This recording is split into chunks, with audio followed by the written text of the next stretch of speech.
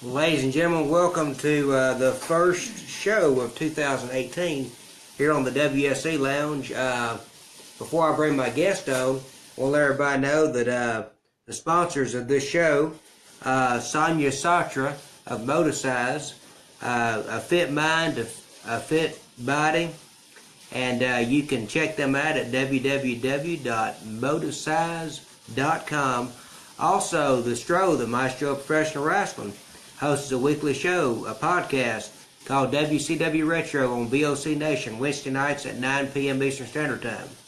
And also, Soap Cities, our partners over at Soap Cities, giving you all the latest soap news and information of what's going on in the soap world, your comings and goings. Go check them out at www.soapcities.com. So I hope that everybody had a great holiday season. And without any further ado, I want to welcome to you right now. He is a wrestling legend from the WWF, as we once knew it. Now it's WWE, also NWA, and many other organizations that he's worked for through the years. And he's also the son of the legendary Grizzly Smith, the half-brother of the one and only WWE Hall of Famer Jake the Snake Roberts, and his sister is the one and only Rockin' Robin. Please welcome, without any further ado, Mr. Sam Houston to the WSE Lounge. Hey, thank you very much. I appreciate all that, But more than that, Jake is my brother, Robin is my sister, instead of y'all.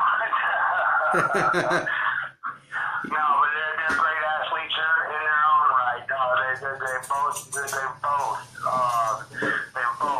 really, they rode across the sky on the edge of lightning bolt, baby. In the words of Dusty Rhodes. But yeah, they've reached incredible heights in their careers, and I'm so super happy for them, and I'm still reaching mine. Well, you're very welcome, and I was gonna say, basically, you grew up in the wrestling business, so from day one, you had wrestling all around you. With your dad and with your brother and your sister. So, Right. Well, see, I was born in Tampa, Florida. My dad and my Uncle Luke, my dad's tag team partner, they were the Kentuckians in the early '60s. And my dad was 7 foot tall, weighed 400 pounds. He went to the ring in blue jeans with a rope. Him and Uncle Luke both were big hillbillies, and they went all over the country setting attendance records, wrestling guys like the Assassins, the Infernos, the Broners, the Spoilers, the Skinheads, which were Brooke Bernard, Skull Murphy, the Yankees. Oh gosh, everywhere they went, they were building. They were on top. Well, I was born. My dad was in the Carolinas in '62, and met my mom, and they got together, and then ended up. I was born 9 months later in Tampa, Florida. Because at that time you went to an area, you were there 3 or 4 months, and then you moved on to another area. Those were the territory days, and it just happened to be in the Tampa, Florida territory when I was born, and then. I was 2 weeks old. My mom took me to a drive-in movie, Irma La Deuce, with Connie Stevens. I was 2 weeks old, and after that, I guess it was okay. They deemed it okay for me to go to arenas, and I've been on the road all my life. I lived 21 different places 21 different regions of the country before I started first grade. Over 31 by the time I was 16. So, Wow. We were on the road a lot, and then my mom and my dad split up. I was 12 years old, and I ended up with my dad, traveling on the road with my dad and staying with my dad. So, but I was 12 years old, so now I've had no parental supervision, y'all.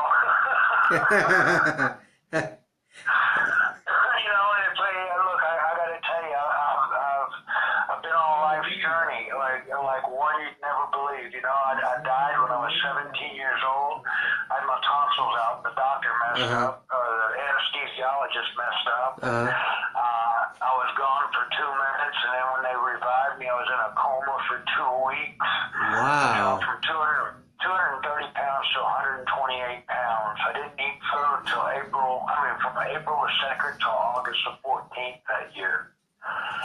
And then when I come back, I kicked out of that, and about a year later, I had my weight back up, and I was ready to, I ran away from home, and Dusty Rhodes gave me the name Sam Houston down in Florida and got me my first bookings. My father, even though he was where he was in the wrestling business, and it had always been in, my heart's desire to be in the ring and to be a wrestler from the time I was 4 years old.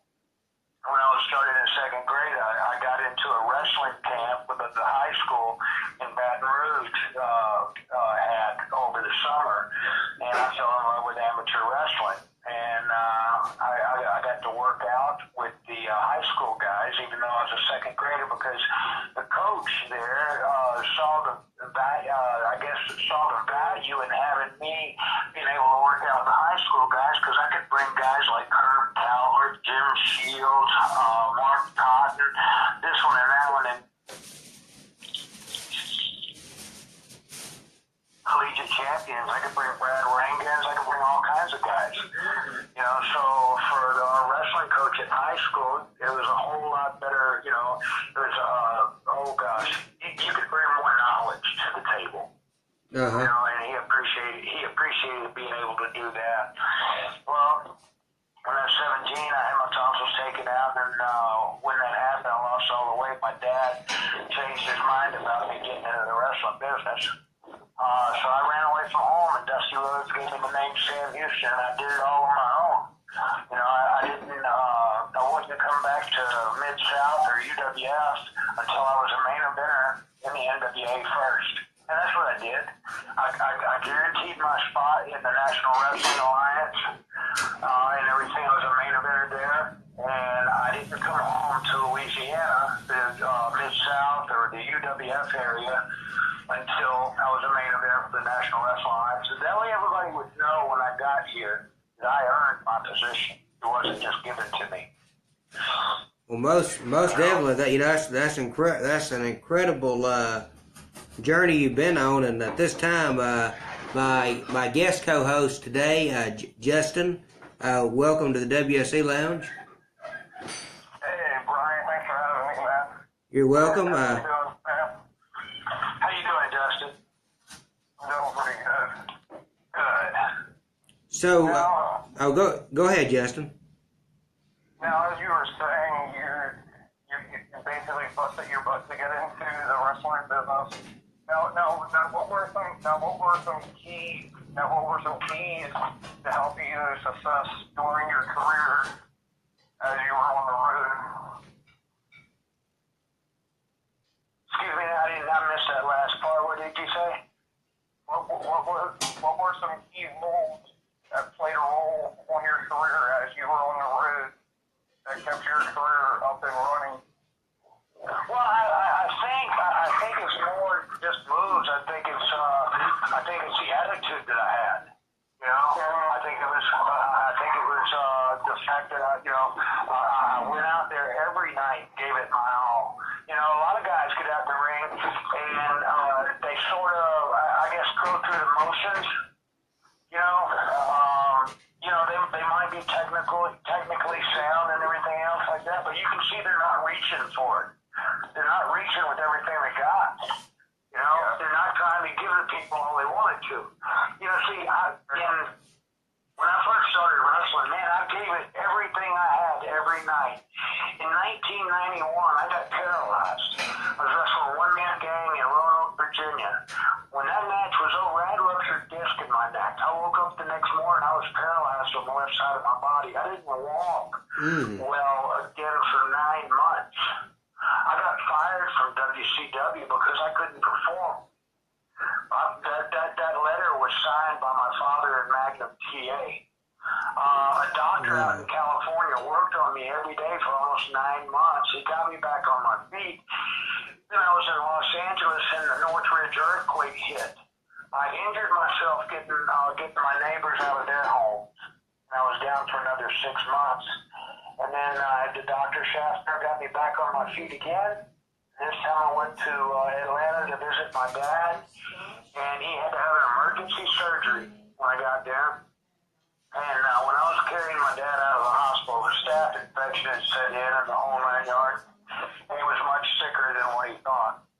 So I got him out of the hospital and back over to the hotel. And when I did, I ran into this big Indian, Native American, Charlie Norris. And he said, "You remember me?" And I said, "No." And he said, "You whipped my ass about 4 years ago." And I'm going, "Oh my gosh, this big fella gun wants to fight." And he was. I had wrestled him when he had his WWF tryout. You know. Anyway, I started working out with him at the power plant for WCW. He'd come to find out that he had signed on with WCW. Well, I started working out with him. I worked out with him for about 3 months every day, spending about 2 to 3 hours a day in the gym, in the ring. And at the power plant at the time, when I walked in, everybody backed up and they gave me a ring. It wasn't a thing of me having to wait or anything. And then everything would else stop in all the other rings, but everybody be watching us. So after a few months, Charlie come up to me one night and he said, "You need to be back in there." I told him, I said, "Charlie, my career is over. I've been hurt." And he said, "Man," he goes, "I'm 3 inches taller than you, 60 pounds heavier than you. And when we hit in the ring," he goes, "I give you everything I've got to try to put you down." He goes, "And I can't do a thing with you." He said, "You need to be back in there." And I got back in there. But when I got back in there, I got to be honest with you guys, I didn't try as hard. I didn't reach as far because I'd grown complacent. I knew my work was good before. I knew I could go out there and outwork anybody else on the card. Even without trying, I could still pull out the best matches of the event. So I felt like I robbed the fans and robbed myself a little bit, but at the time I didn't know. At the time I was a party train, man, because I was addicted to alcohol. So I got out there and I did just enough. I lit up everybody's world like the 4th of July. But I did not pursue, I did not push as far as I once did. I didn't find that quality in myself until I was in prison in 2011. And that's when I found the desire and the urge to push one step further, to go that one step further, to reach. And that's what I try, that's the main thing I try to put forth now.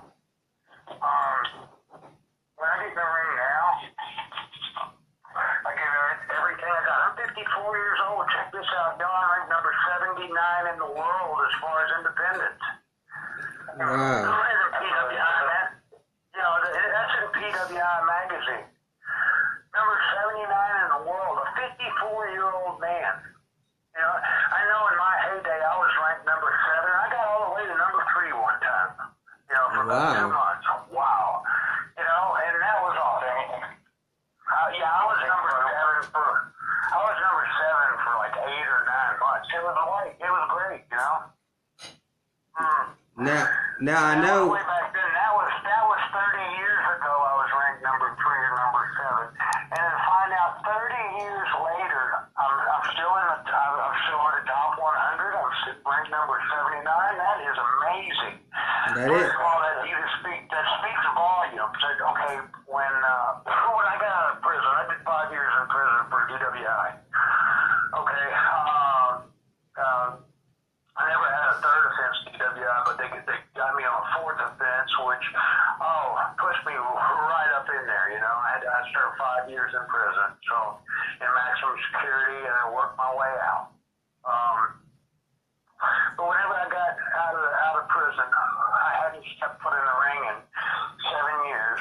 I got in the ring. My daughter, Samantha Starr, is wrestling on the ladies' circuit and doing quite well. I think I've heard of her.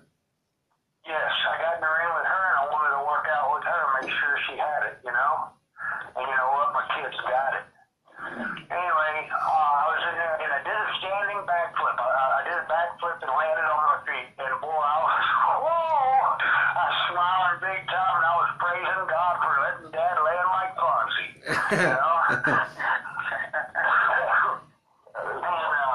Anyway, I showed my daughter some moves to hurt people, you know, because if she's got to, I want her to be able to put her hands on somebody and make them scream. Well, she's got that now too. Well, I got in the ring with her and I worked out with her. Well, then I worked at the CACs. When I went to the CACs that first year and I got in the ring, I worked with a fellow by the name of Sim Bodie. I cannot believe the people there that appreciated a good arm drag. You know, I went and I had my match. When I rolled out of the ring after my match, I rolled out to the floor. Chris Christopherson was sitting on front row. This is the Highwayman, y'all. Isn't that the guy from the Westerns, Chris Christopherson? Yes, it is. That's what I was thinking. The Highwayman? Yeah. Yeah, my dad watches him on TV, the Chris Christopherson. You know, he's a country music legend. Well, anyway, he's sitting on front row. He stood right up, stuck his finger right in my face. He said, "You're the real," and he said stuff, but he didn't. It was a nice word, but it wasn't stuff. He said, "You're the real man." Yeah. You know what it's like to be recognized as the real stuff by that man?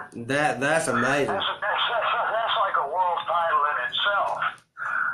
You know, well, and I've done a whole lot of things. Well, one of the things that I really got close to in my walk, in my faith, let me come back a little bit. When I first got pulled over,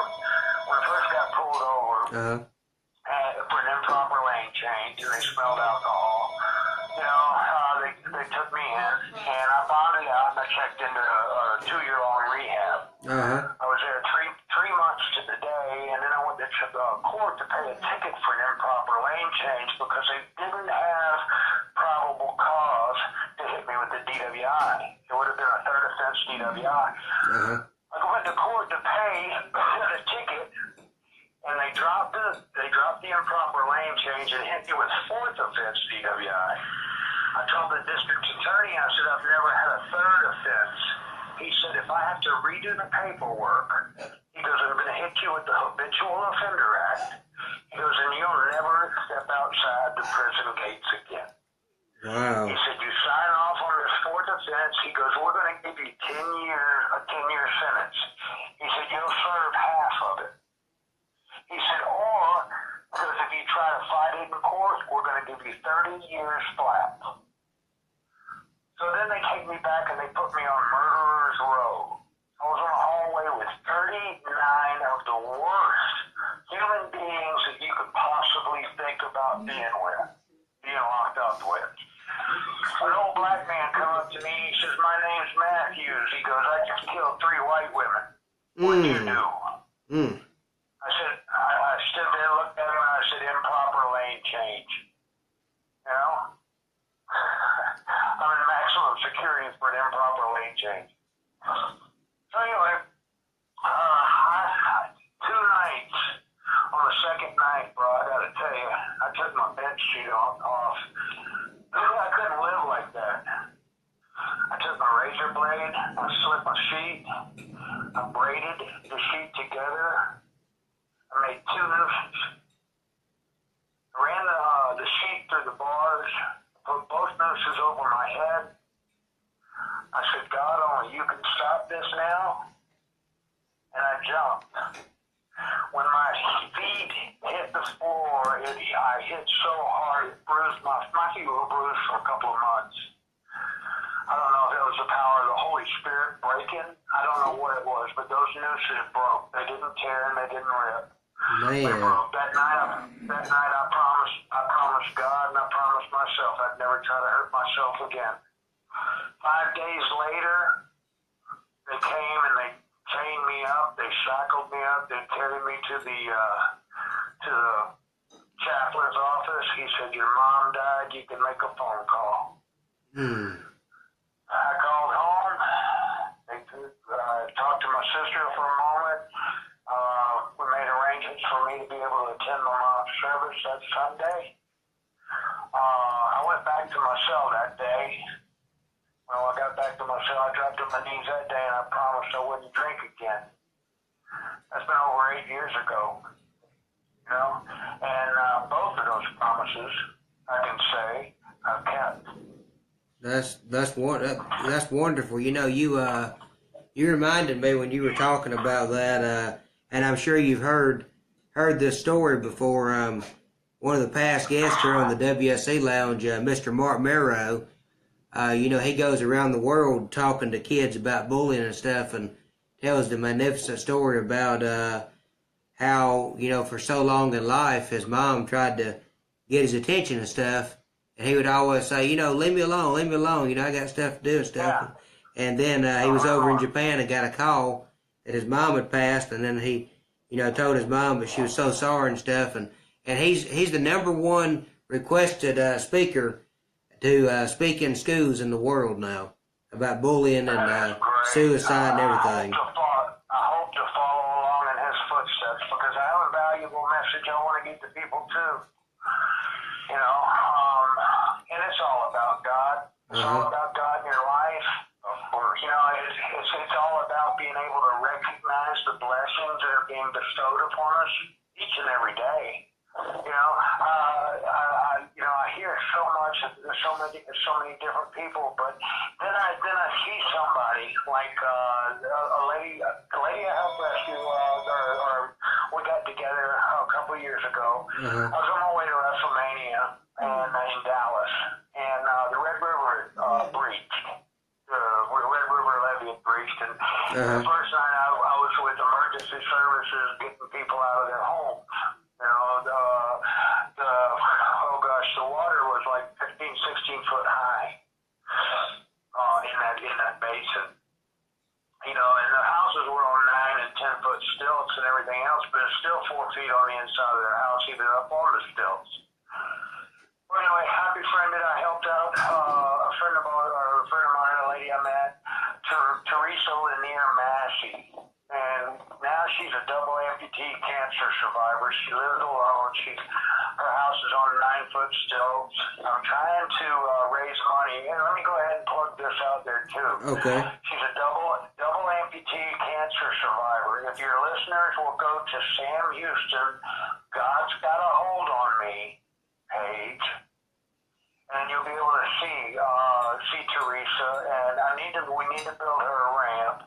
And now the ramp, because of her house is on 9 foot stilts, has got to be 112 foot long to be able to handle the grade.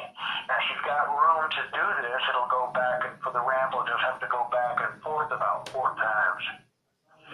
But that will give her, because right now she's got a lift. It looks like a pallet that's hooked together with some pulleys and a winch, a truck winch. The only problem is to be on the pallet, she can't. Somebody else has got to be there to do the controls. It's unsafe. And folks, we just need to do something with it. You know, I've started. I've been out up there to repair a lift before, to sturdy it up and make it safer.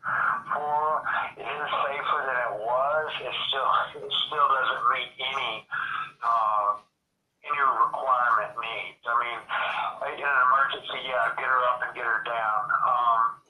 But we just really need to do something. And that's one of the things I'm trying to help with. I'm able-bodied, but this woman here, she's got no legs and she's got one breast. But you know what? She gets up every morning. She works out. She gets her blood moving, and she don't waste the day. You know?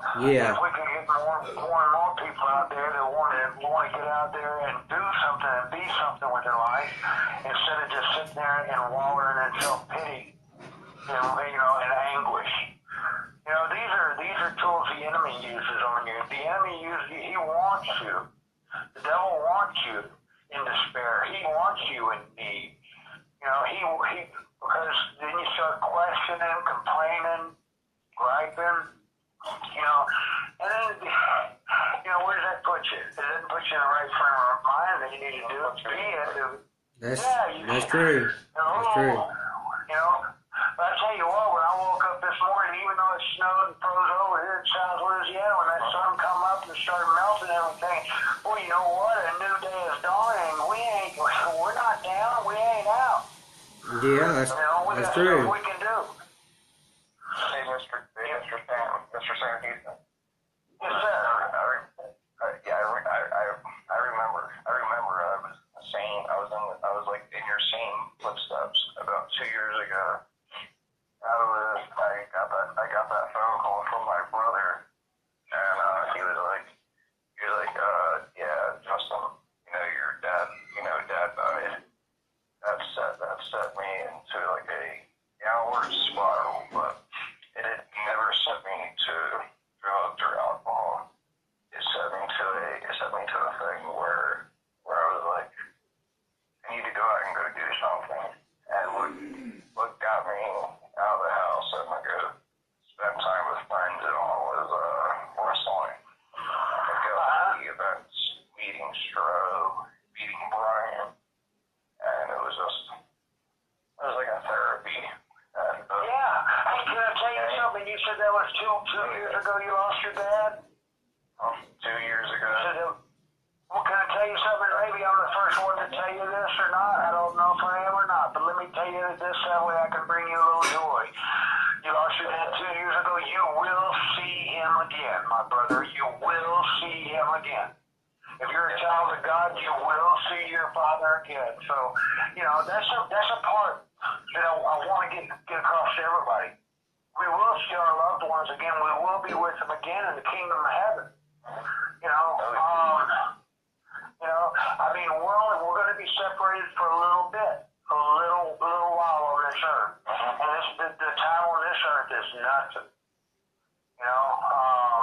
The rewards that we're going to get are far greater than what we could even imagine here on this earth. I've been there. I know there's something more. When I passed, I got to tell you, if I had to describe it in a word, I would call it yellow. I mean, I was content. I was warm. I was satisfied. Everything was right there in me. I was part of something. I was part of God. God was part of me.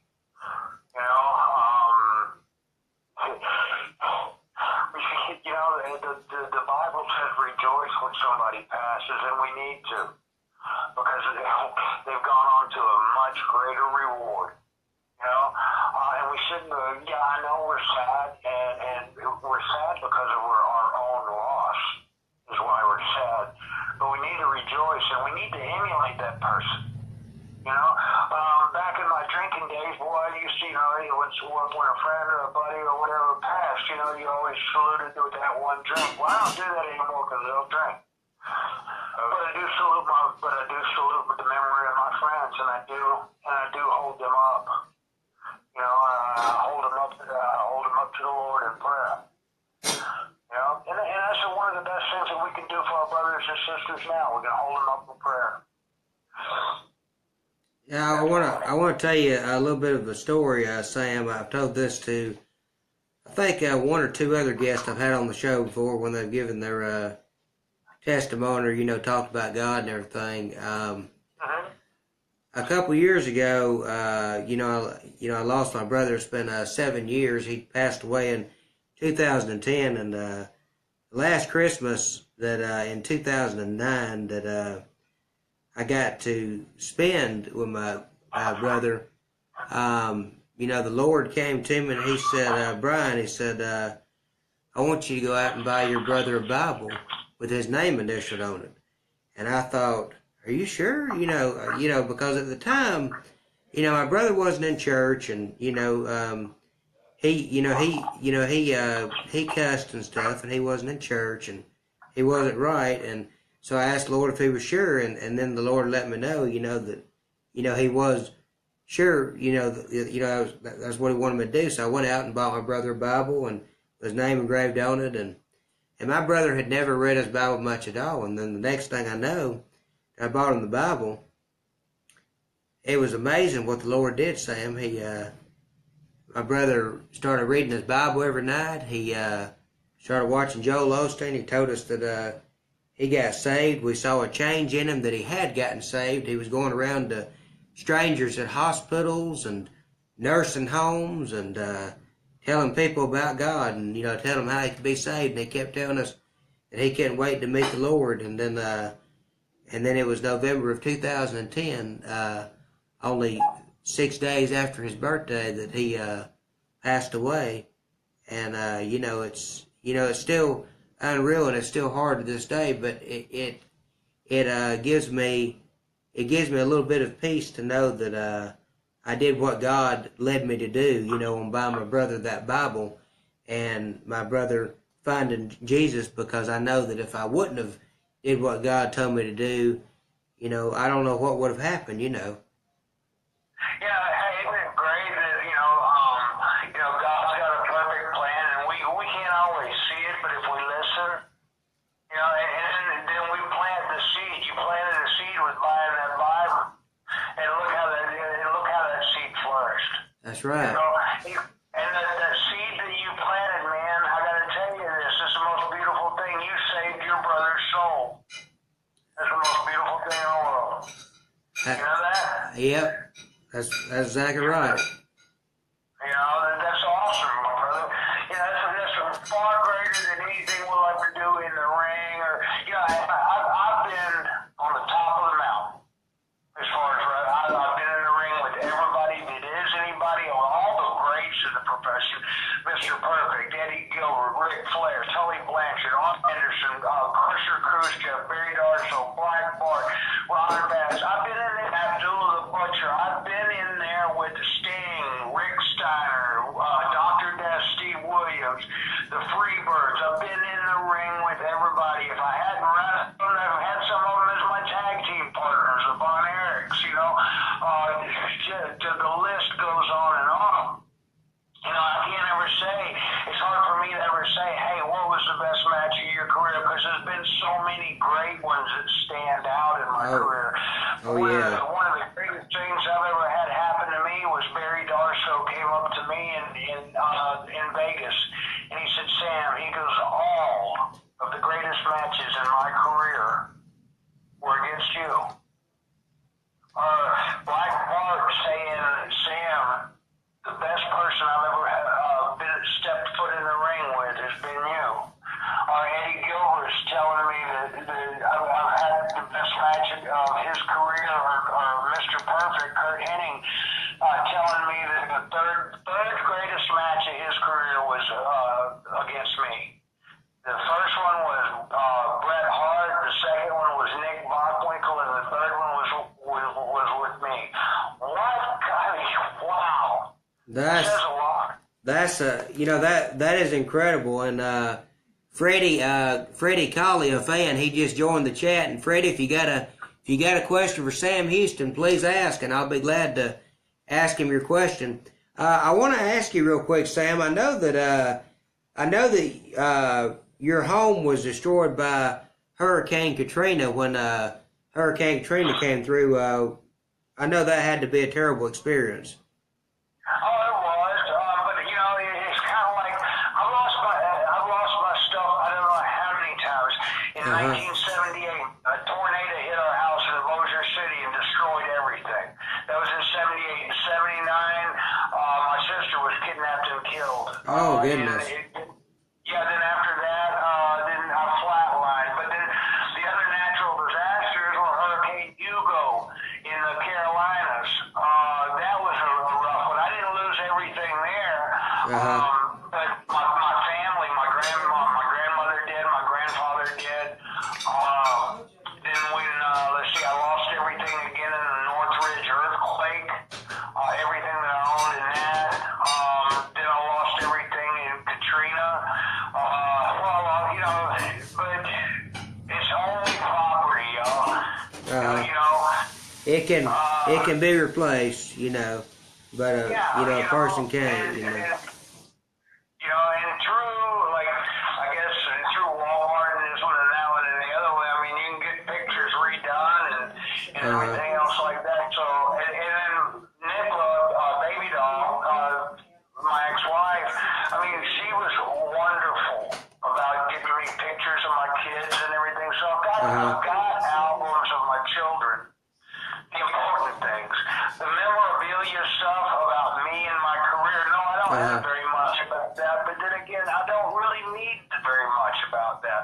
Yeah. I've got the memories, man. I lived it. You know, I'll run across a picture every once in a while, but I got to tell you, the one memorabilia item that I think of like any world champion or any world title or anything like that, is this little paper title that I got from Bill Apter in Las Vegas when he put me in the figure 4 leg lock, and I was able to get out of it. Yeah, Bill Apter's a great guy. I really love him. He's a great guy. I've known him all my career. You know, he really is a champ, you know, and he's been there with everybody too, you know. And there's just a special fondness. He recognizes what I guess my input to the sport, and you know, and Bill's always been a great guy to me. I got a question for you from Freddie. He says, do you think that you will ever be in the WWE Hall of Fame? You know, if they made that decision on your workability or anything like that, yeah, I should be. I should have already been. But as far as the politics and stuff like that, maybe I shouldn't. You know, I don't have any animosity or ill will towards any of those people. Mm-hmm. You know, but yeah, you know, I don't see any benefit. I don't see me benefiting from the WWE in any way. You know, I mean, I'm on a much deeper level. What means something to me is real life. How I can affect your life in a positive way.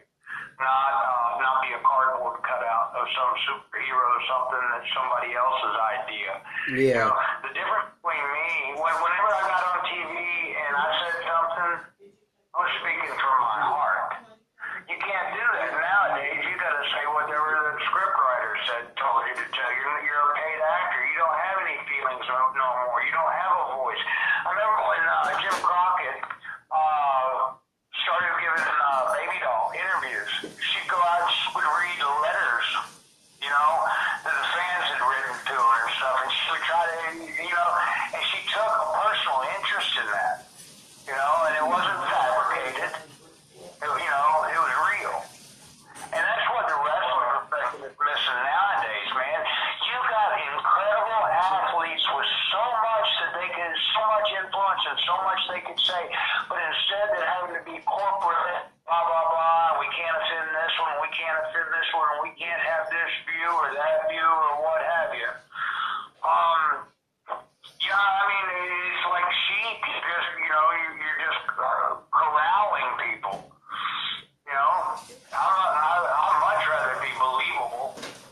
Yeah, you know, I miss the days of when, you know, when they didn't have a script to go by and they could basically just, you know, they were given a cue point to follow that they needed to make it about, but they didn't have a whole line they had to rehearse, and they'd go out there and just, you know, just say, you know, whatever come to their mind, but just center it on, you know, whatever key point they were given by the promoter. And, you know, I truly miss those days, and I want to ask you now, you've been working for a company that's down here in Georgia where I live, and they're also a partnership of this great show, the WSE Lounge, Southern Fried Championship Wrestling. Can you tell us about that? Yeah, it was pretty cool. I mean, those guys are great. And it's kind of like, well, you know, I just kind of was at the right place at the right time. Got to the bad fall over the out of the ring and landed on the side of the edge of the ring. I knew he wasn't getting up.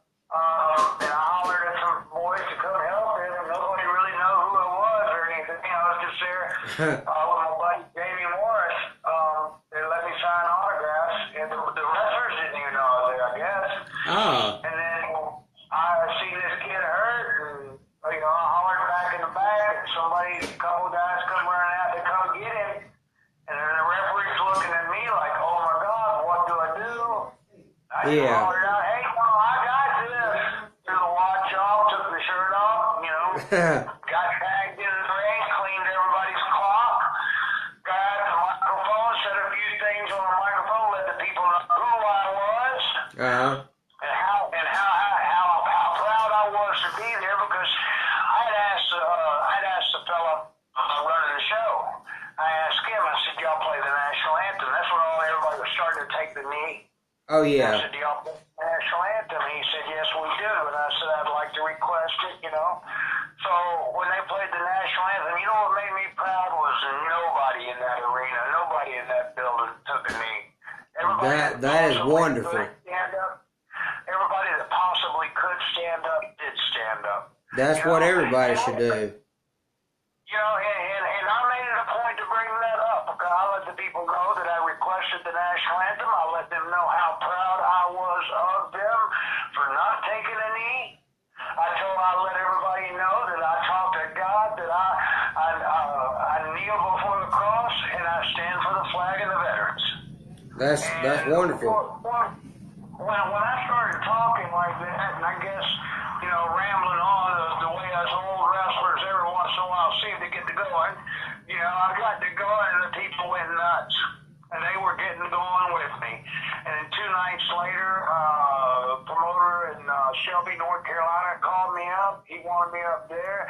Then I came back for Southern Pride. But I also made a couple of trips, or made a trip to the Minnesota area, wrestled up there, and I just really started getting in the ring and turning it on, man. Turning it on to a different level that I hadn't taken it in so many years.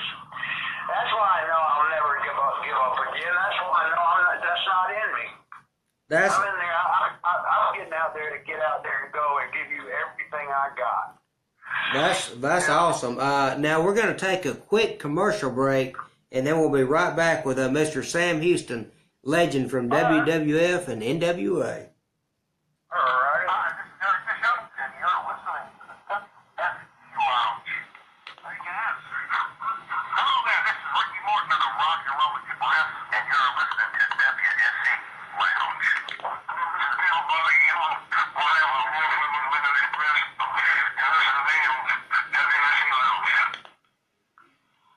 This is David A. Gregory, and you're listening to WSE Lounge. Well, ladies and gentlemen, we are back after that commercial break, and I know some of those people were very familiar to you, Sam, hearing them on there, Ricky Martin and beautiful Bobby Eaton and Eric Bischoff. Speaking of Eric Bischoff, what was it like for you? Did you ever have the pleasure of working for Eric Bischoff, and what was that like? No, not really. When I went back to WCW after I'd been hurt and I came back through Charlie Horse, I didn't have any things with Bischoff. Bischoff was there. The one that came to me and offered me the contract was Jim Barnett. Jim Barnett, okay. Jim Barnett offered me the contract, and then I took the contract to my father, and he told me, he said, oh, that's too much money for you, and he went to the office and told him that was too much money, and then I got on a plane and flew back to L.A. My dad was trying to cut my children's throats in the money that I was making. Oh my goodness. You know? Now I don't know if anybody ever and I didn't want to cut you off, but I wanted to tell you, I didn't know if anybody's ever told you this or not, but you sound a lot like your brother Jake when you talk. Y'all sound a lot alike.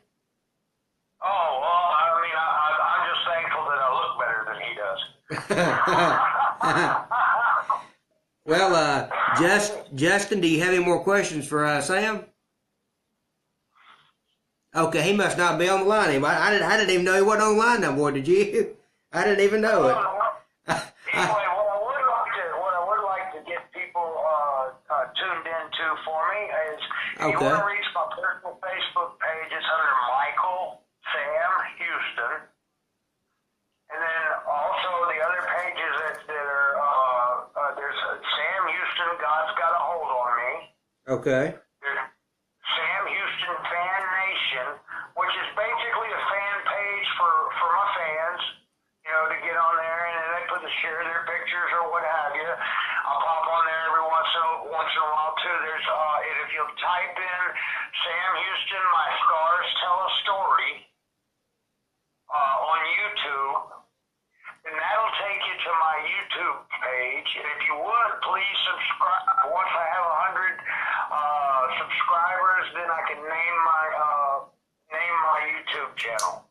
Okay, I'll be sure and subscribe on there because the WSE Lounge has a YouTube channel as well on there. So I mean, they've got there's some footage.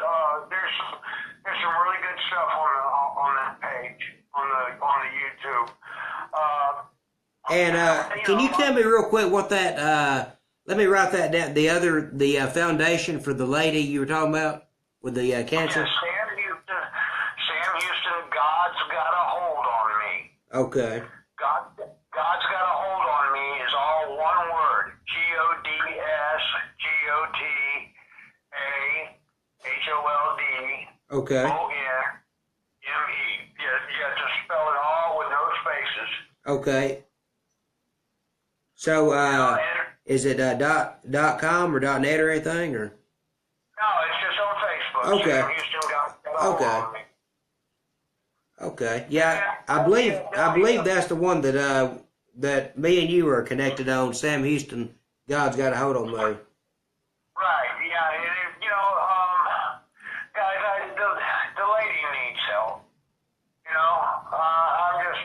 I'm just putting it out there. The lady needs help, and anything that anybody could help me do. I mean, I'm gonna go build it for nothing. I need about another $900 or $800 or $900 to build the ramp for the lumber. So Okay. if people would get on there, and the same goes through. Everybody that's already donated has already received their autograph pictures and their CDs and everything else. I just gave them merchandise for them donating. I'll keep doing it, but I need the people to donate. Yeah, and I'll definitely share those on the WSE Lounge page. Those links, where you can be reached, and also about that lady that needs help, and also your YouTube channel as well. Now I want to ask you about something.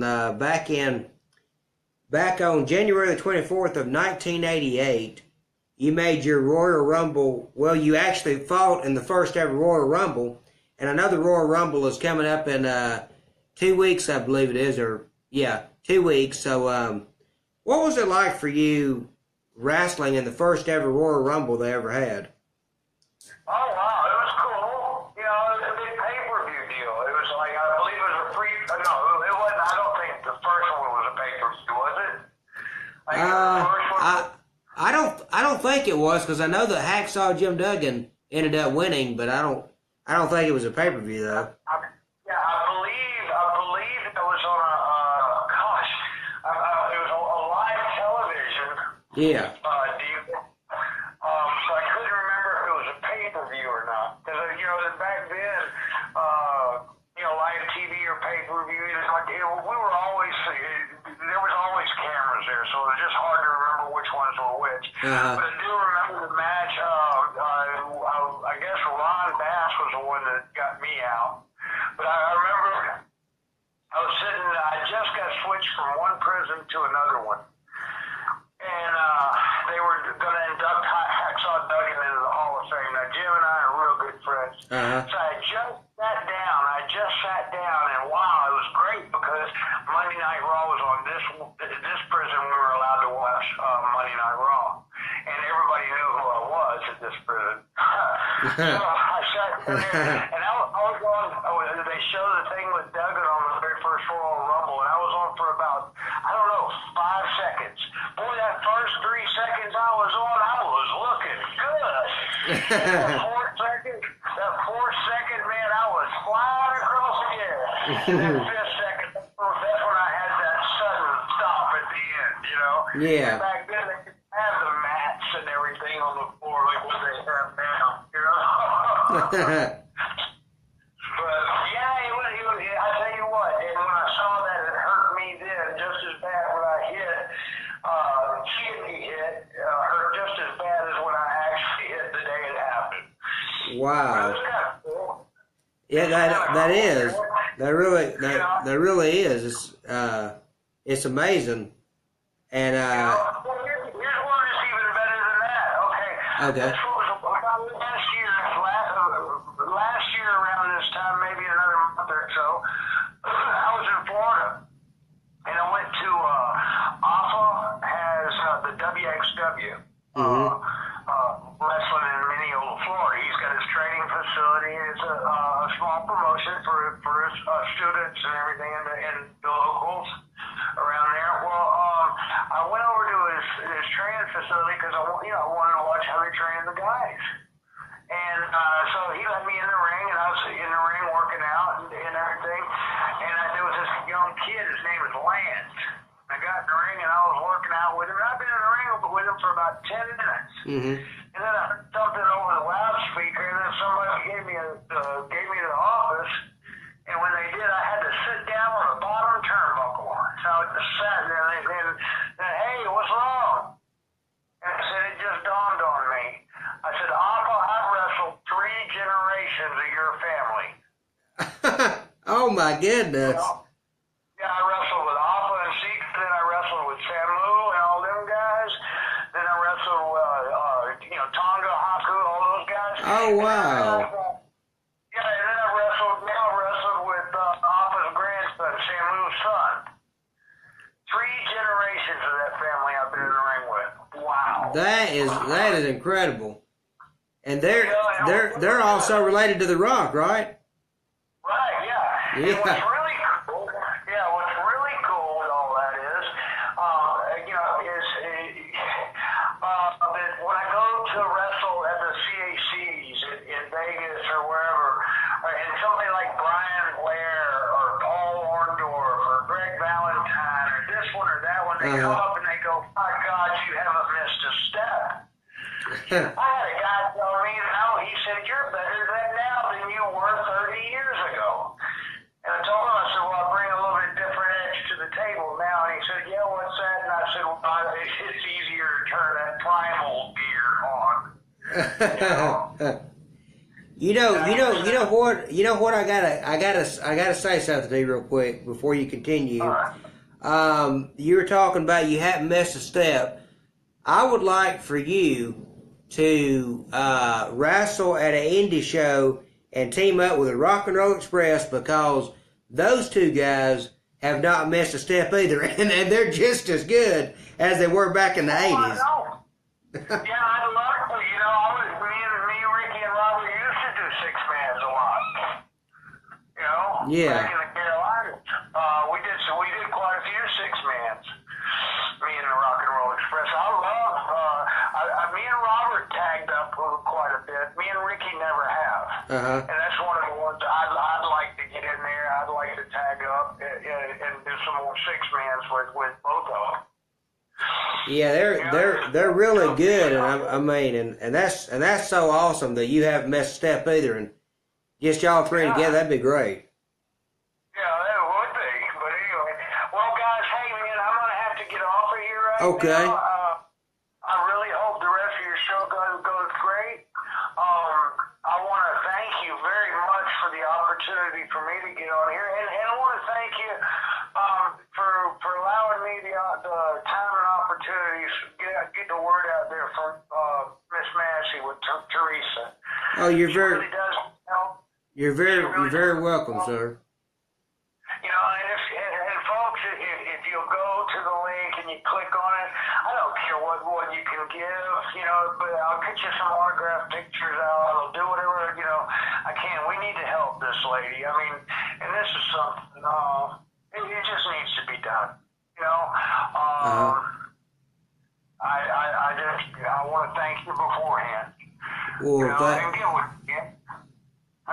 Well, I just want to thank you so much, Sam, for taking time out of your busy day to be on the WSE Lounge today. It was an honor to have you on the show, sir.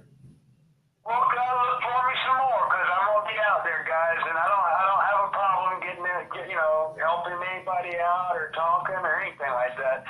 Just keep me in mind, and just know that bigger things are happening, Okay, I sure will, and I will. I'll post this entire interview on your timeline so you can go back and watch it in its entirety.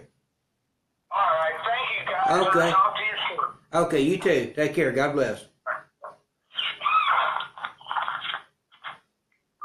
Well, ladies and gentlemen, that was WWF NWA wrestling legend Sam Houston. And I want to let you know, folks, that coming up tomorrow, we got 3 shows this week.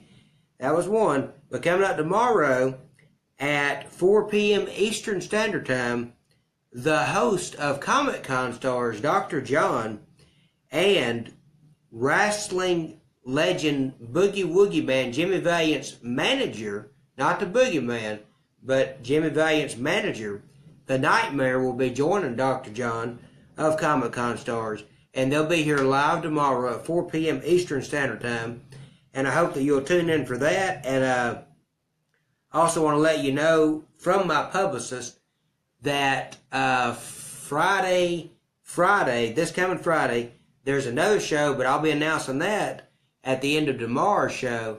But from my publicist, I want to let you know that this coming Friday, the announcement will be made about who that Bold and the Beautiful star is that's going to be coming on the show next Wednesday, January the 24th at 1 p.m. Eastern Standard Time, 10 p.m. Pacific Standard Time.